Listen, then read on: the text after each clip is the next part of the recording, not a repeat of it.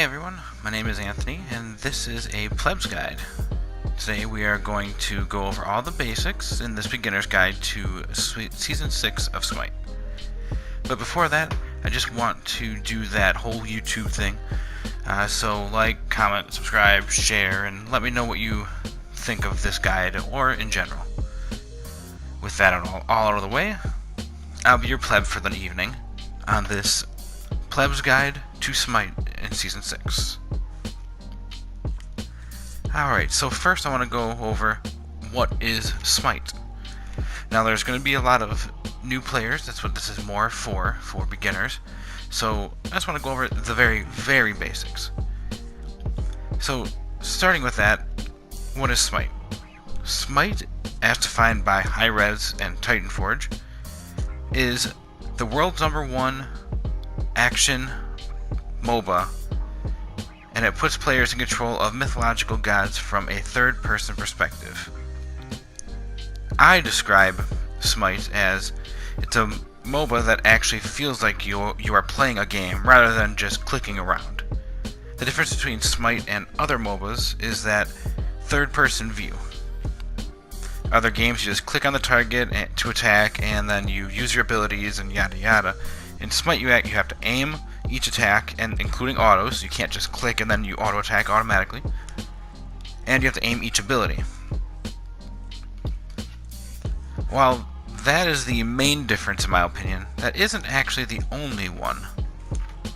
Another big one is items. Most other MOBAs, they tend to have one set of items that everyone has to build. And if you don't build them, you're considered not good, and it's a very toxic community in that respect.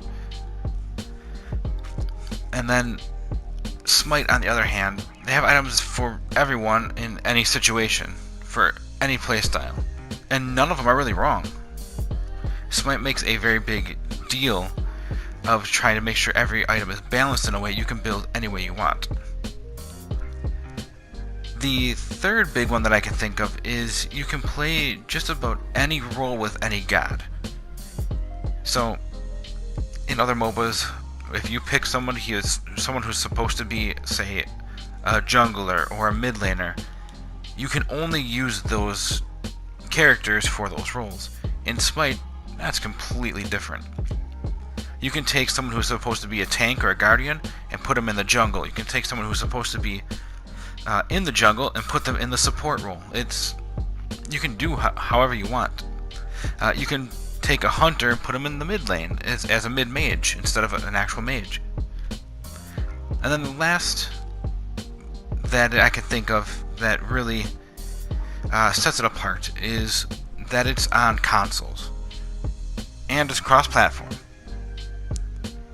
So that means you can play with anybody, anywhere, on any platform. And I absolutely love that. Because I'm a console person. I don't even have a PC, honestly. One day I will, but that's a whole nother story.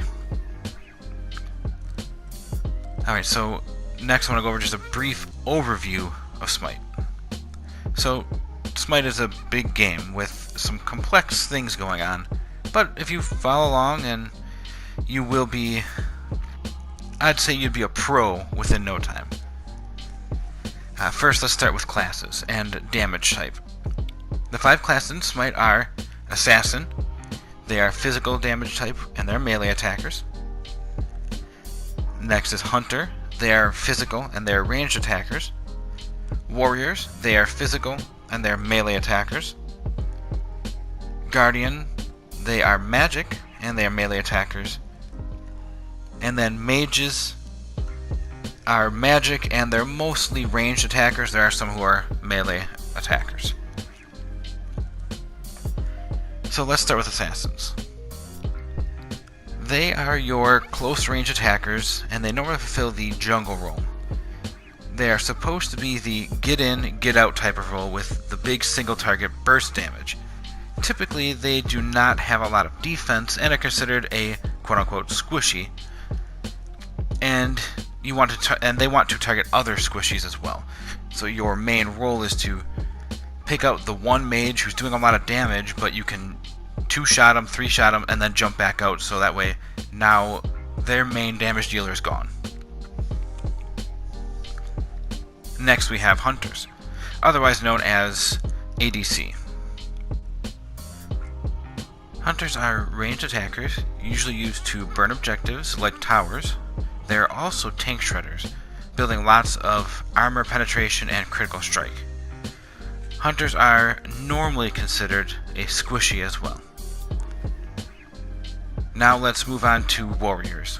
Warriors are considered somewhere in between an assassin and a guardian. This means that they have mid to high damage and mid to high defense. They are physical melee damage gods. Some of them are auto attack heavy, while others are ability heavy. Their main goal? To disrupt. They want to jump in and cause as much chaos as possible. Their defense helps them stay longer, and their damage helps your team clean up. Next to Warriors are Guardians. While Warriors are a little of everything, Guardians are meant to be the tanks. Most of the time, they are on the lower end of damage spectrum, but higher on defense. They also have more forms of CC, or crowd control. This means they can push, pull, stun, and or root enemies. They are the front line as well. Guardians are magical and are melee type attackers for the most part. And then last we have Mages. Mages make up the majority of the gods in Smite. They can fulfill almost any role, but are mostly high damagers. Some are auto attack melee, some are auto attack and basically hunters, and some can be tanks, and others can heal teammates, but mostly they are high damage. Mages are the most played type of god and are highly contested.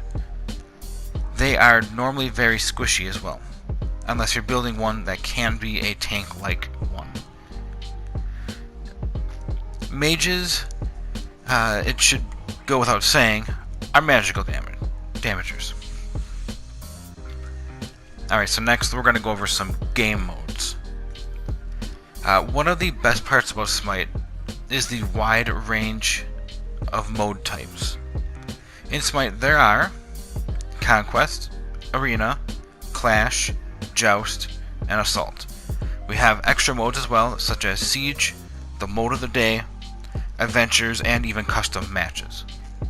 So if you ever want to 1v1 your friend, that's where you can go and do that in custom. And that's not even counting the ranked types. But first, let's just go over some basics. Each game mode, except Arena, which we'll go over later, has at least one tower, one phoenix, and one titan. The object of the game is to defeat a tower, and then you can move on to defeat the phoenix, and then you can move on to defeat the titan. You cannot go to the phoenix or the titan before you kill the first tower. Some modes have 2 towers, some modes have at least 1 tower in each lane and multiple lanes.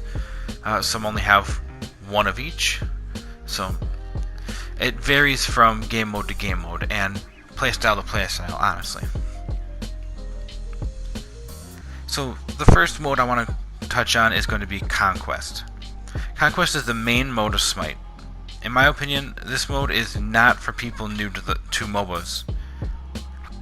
Although most MOBAs play this style of game, I feel that starting out in a different game mode will teach you the basics before you start playing Conquest.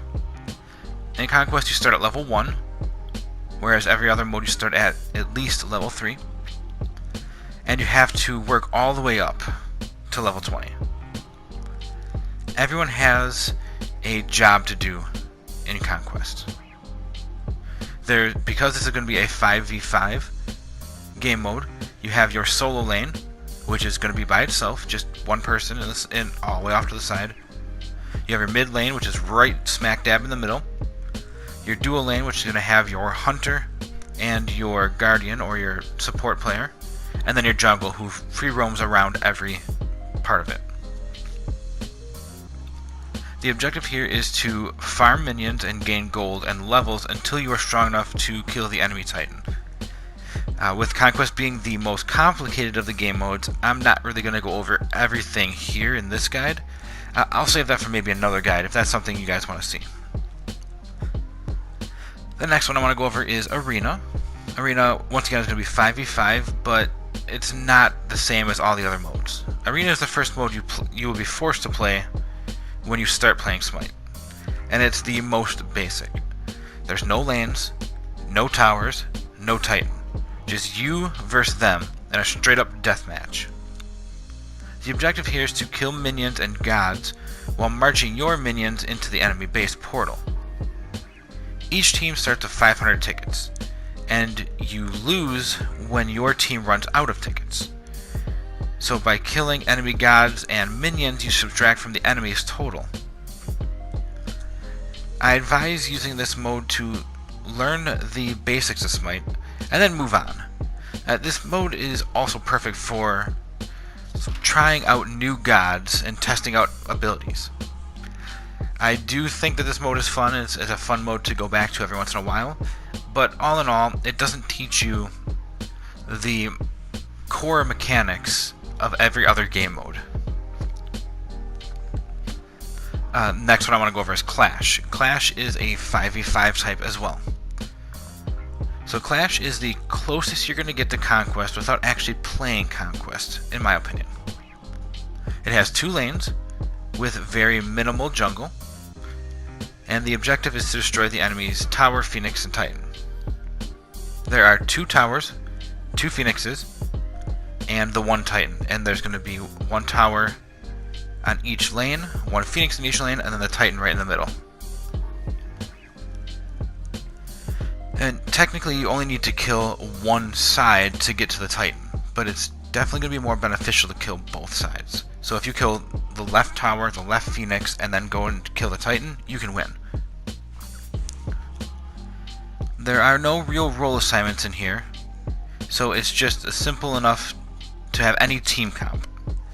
You don't have to have somebody that's playing an assassin to be in the jungle, as there isn't really much of a jungle. In my opinion, you should play this mode often to learn team fighting.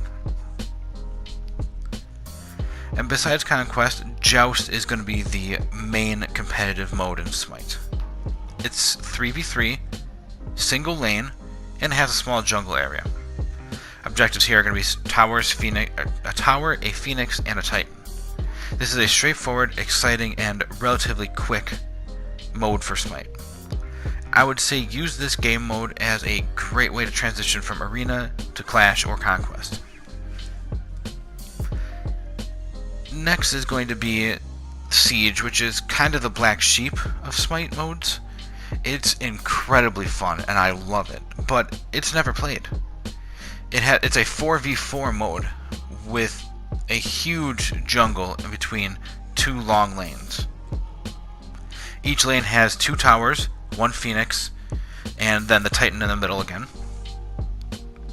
The unique thing about this mode is every 100 minion kills spawns a siege minion, which is a huge monster that just barrels down a lane and attacks towers, etc. This mode is great if you have 4 people in your group. Even if you don't, however, this mode is still great for learning things like communicating, whether that's going to be on your actual headset or VGS, which is the on-screen communications. And the last main mode that I'm going to go over is Assault. This mode is actually one of the most popular modes in Smite. This mode starts with everyone getting a random god, and then it's a 5v5 match with 1 lane, no jungle, and 1 Titan. So it's going to be 1 tower, 1 Phoenix, and 1 Titan. Oh, and the only way to get back to base and buy more items and heal up is to die. So you start with your starting items, and that's all you get until you die and go back to base that way. I've seen other people go through and not die once and still do really well with just their basic items because they learned to itemize what they needed for the early game. There's going to be there's 2 towers. My apologies. I like to use this mode to find new gods to try out, as everything is random. Most of the time I see people playing gods they've only mastered level 1 or not even mastered at all. I don't know if that's just something within the game where they randomly do that or not. Other modes this might have are custom modes, mode of the day, adventures, and various ranked modes including duel, joust, and conquest. Alright, so next let's take a moment to go over the gods. So gods are going to be the main part of Smite. As of right now there are 100 gods, and from 13 different pantheons including Greek, Egyptian, and Norse. I won't go over each god in the game here, but I will highlight the starters, which are going to be Ra, Guan Yu, Ymir, Thor, and Neith. They are great to learn on, but with 100 different characters to choose from, you'll soon find others. I suggest playing the tutorial to learn more about how to actually play. Alright, and then next I want to go over the items.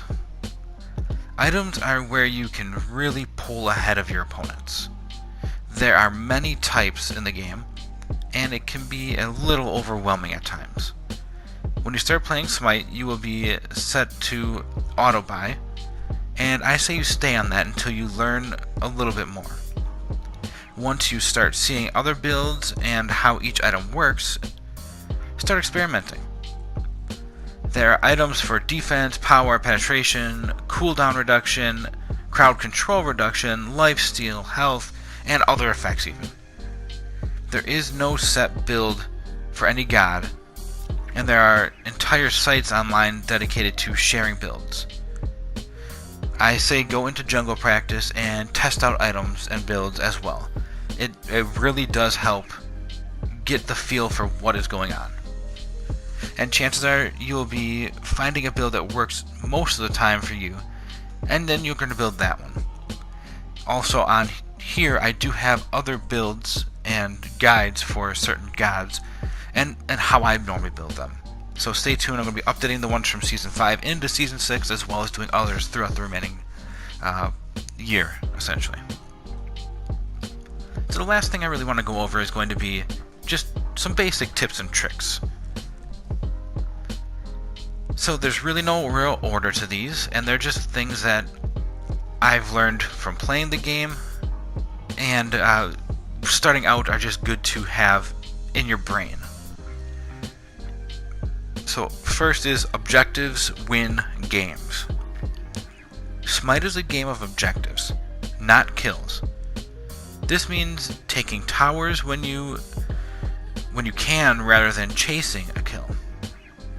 It's not always about, okay, well, I have to go kill this person who's down to 1 HP instead of taking the tower. The tower is the objective. Once you take a tower, it doesn't come back.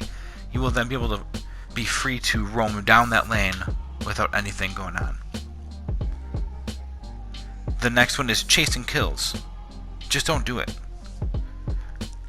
On the same note as objectives winning, just don't chase every kill.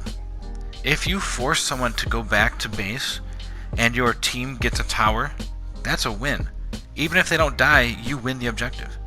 You can win a game where the score is 17-28 if you know what needs to be done. This isn't Call of Duty. It's not a deathmatch, except Arena. And that one kind of is. So make sure that you're not trying to chase far into the enemy jungle where you're going to get ambushed. Next, know your role. I touched on it a bit before, but knowing what to do and when to do it will help the team move like a machine. If you are a guardian, your job is to protect your team. If you are a hunter, melt towers and split push. If you are an assassin, kill the squishies, and for the love of the gods, don't die 20 times. It's a team game. Play it like it's a team game. Next is don't be a hero.